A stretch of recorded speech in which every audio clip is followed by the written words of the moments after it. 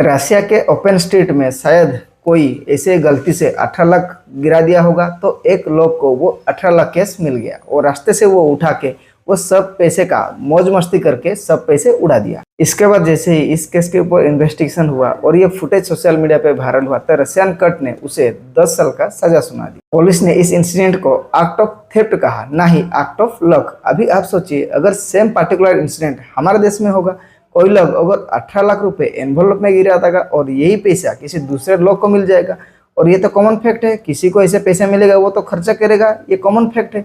इसके बाद हमारे देश में, हमारे देश के लोग के हिसाब से उस लोग के ऊपर क्या एक्शन लिया जाता है? मुझे नहीं लगता 18 लाख रुपए किसी को भी हमारे देश में यूं ही स्ट्रीट से उठाने के बाद उसे खर्चा करने के बाद शायद उसे कोर्ट से कुछ उनके अगेंस्ट कुछ कार्रवाई होगा और उनके एफआईआर होकर उनको जेल में डाल दिया जाएगा।